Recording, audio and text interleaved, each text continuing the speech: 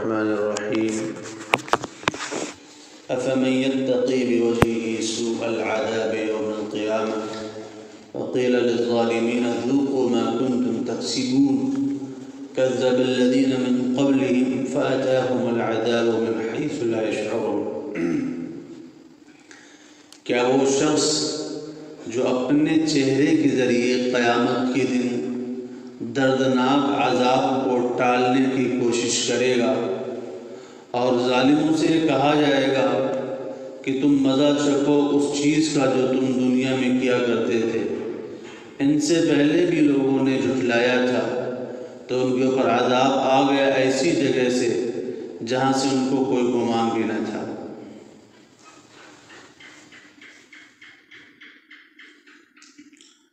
پچھلی آیات میں اللہ تبارک و تعالی نے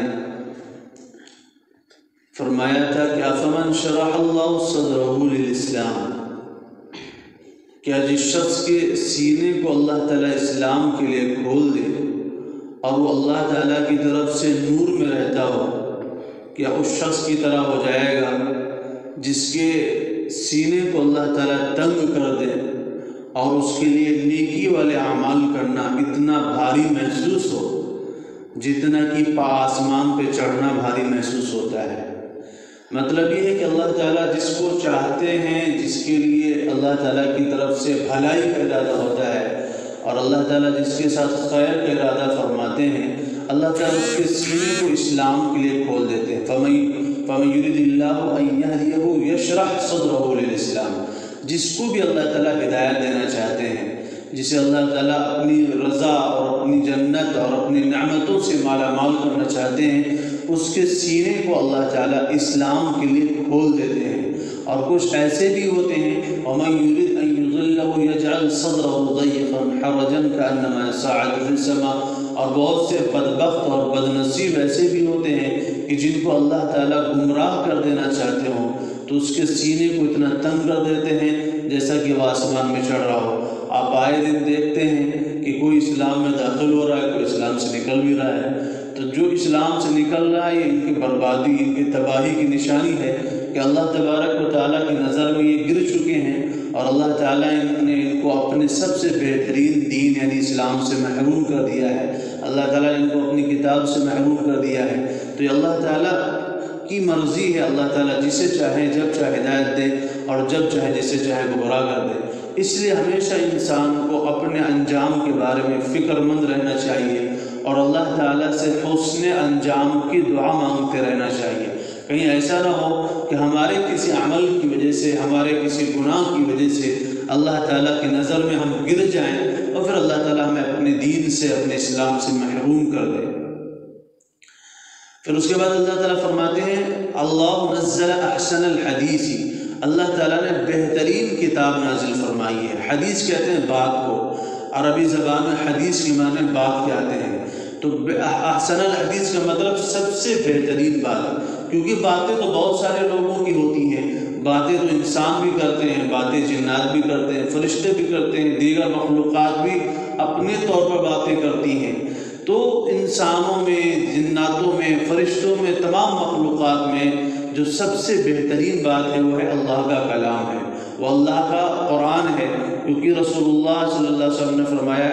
عربی زبان کا مقولہ ہے کلام الملوکی ملوک الکلام، بادشاہوں کا کلام جو ہوتا ہے وہ بھی کلاموں کا بادشاہ ہوا کرتا ہے، یعنی جس طرح اللہ تبارک و تعالیٰ سب کا بادشاہ ہے تو اس کا کلام بھی تمام کلاموں کا بادشاہ ہے۔ اس لیے فرمایا اللہ نزل احسن الحدیث، اللہ تعالیٰ نے بہترین بات نازل فرمائی ہے، بہترین کتاب نازل فرمائی ہے۔ کتاباً یعنی وہ کتاب ہے متشابہاً، جس کے مضامین ایک دوسرے سے ملتے جلتے ہیں۔ قرآن کریم میں آپ جب پڑھیں گے تو بہت ساری جگہوں پر ایسا محسوس ہوگا کہ یہ بات اللہ تعالیٰ نے پہلے بھی فرمائی ہے، یہ بات اب آ رہی ہے، ان الابرار لفی نعیم، ان الابرار لفی نعیم، یہ الفاظ بہت ساری جگہ آئے گا، وان الفجار لفی جحیم، وان الفجار لفی جحیم، کہ نیک لوگ جنت میں جائیں گے، برے لوگ جہنم میں جائیں گے۔ موسیٰ علیہ السلام کے واقعات کئی جگہوں پر اللہ تعالیٰ نے دہرائے ہیں، ابراہیم علیہ السلام کے واقعات، نوح علیہ السلام کے واقعات، ہود علیہ السلام کے، صالح علیہ السلام کے، ایسی دیگر انبیاء علیہ السلام کے واقعات اللہ تعالیٰ نے قرآن کریم میں جگہ جگہ دہرایا ہے اور اس کو بار بار لے کر کے آئے ہیں، اس لیے تاکہ لوگوں کی سمجھ میں آ جائے۔ تو ایک تو صفت کتاب کی ہے، قرآن کی ہے کہ متشابہ ہیں، اس کے مضامین ایک دوسرے سے ملتے جلتے ہیں، یا یہ کہہ لیجیے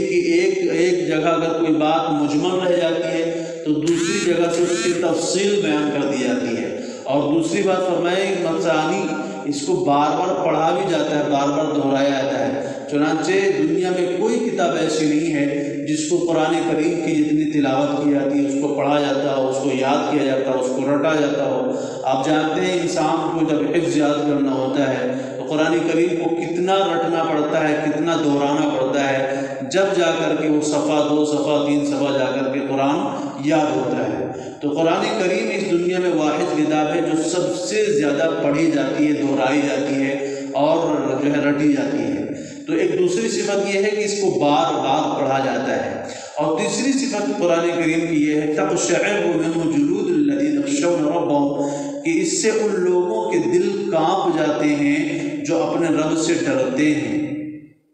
یعنی قرآن کریم کی جب تلاوت کی جاتی ہے، قرآن کریم کو جب پڑھا جاتا ہے اور اس کے مضامین کو بیان کیا جاتا ہے تو جن کے دل میں ایمان ہوتا ہے، اللہ کا خوف ہوتا ہے، وہ قرآن کریم کی ان آیات کو سن کر کے جس میں جہنم کے عذابات کا ذکر ہے، ان کے دل تھر تھرا جاتے ہیں، کانپ جاتے ہیں۔ ایک جگہ فرماتے ہیں انما المؤمنون الذین اذا ذکر اللہ وجلت قلوبهم، مومن لوگ تو وہ ہوتے ہیں کہ جب ان کے سامنے اللہ کی باتیں بتائی جاتی ہیں، اللہ کا کلام ذکر کیا جاتا ہے یا اللہ کا نام ذکر کیا جاتا ہے تو وجلت قلوبهم، جو عظمت کی وجہ سے، اللہ کی بڑائی کی وجہ سے ان کے دل کانپ جاتے ہیں، دلوں میں جو ہے تھرتھراہٹ پیدا ہو جاتی ہے، خوف پیدا ہو جاتا ہے۔ تو اس لیے فرمایا قرآن کریم کی ایک صفت یہ ہے کہ تقشعر منہ جلود الذین یخشون ربهم۔ قرآن کریم میں 2 طرح کی آیات آتی ہیں، کچھ آیات ایسی ہیں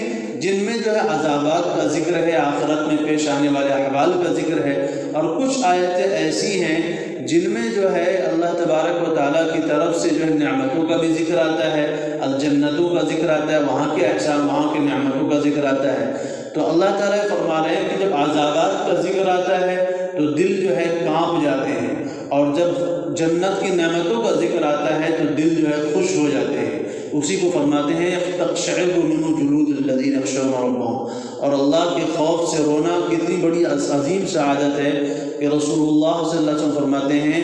جو دل اللہ کے خوف سے رو جائے، یا کسی انسان کہ جسم کا بال اگر اللہ کے خوف سے کھڑا ہو جائے، اللہ تعالیٰ قیامت کے دن اس کے اوپر جہنم کی آگ کو حرام کر دیتے ہیں۔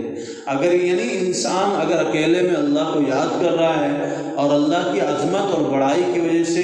اس کے بدن کے بال کھڑے ہو جائے، آپ جانتے ہیں خوف کے وقت میں کبھی کبھار بال کھڑے ہو جاتے ہیں بدن کے، اگر یہ صورتحال پیدا ہو جائے تو رسول اللہ صلی اللہ علیہ وسلم فرماتے ہیں اس کے اوپر جہنم کی آگ جو ہے جہنم کی آگ اللہ تعالیٰ حرام فرما دیتے ہیں۔ ایک اور روایت میں آتا ہے کہ جو 7 لوگ